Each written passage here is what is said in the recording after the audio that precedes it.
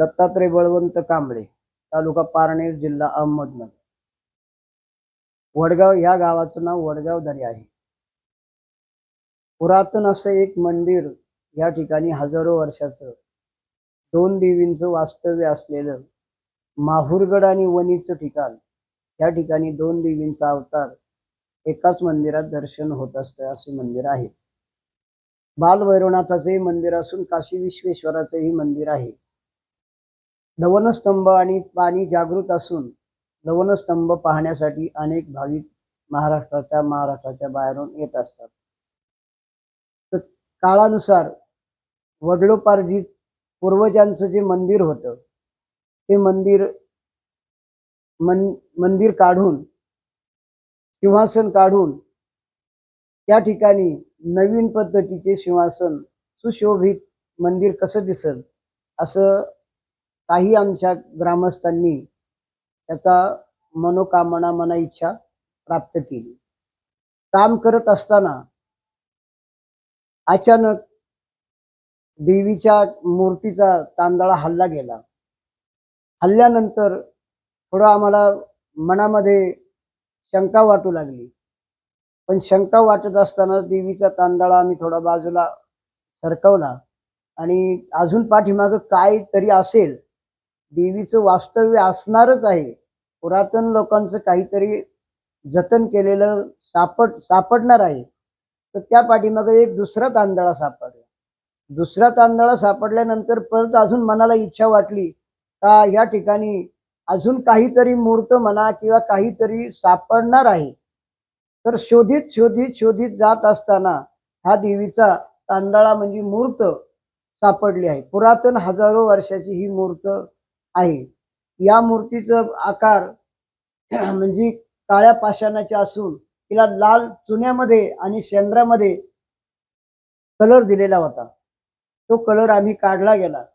त्याच्यानंतर मूर्तीचा शोध घेत असताना थोडी ती भग्न झालेली दिसली, म्हणजे फोडतोड झालेली दिसली. मोगल राज्यातील त्यावेळेस देवांची फोडतोड करणारे लोक होते, त्यांच्या हातून ही घटना झालेली असावी आणि लापालिपा करून रात्रीचाच त्यांनी आमच्या तांदळ्याला पूर्ण परत आकार देऊन, त्यावेळेस अंधार, लाईटीची शोध नसायचे. जरी पुजारी ग्रामस्थ आले तरी कुठे उचकले हे कळूनच येत नव्हतं.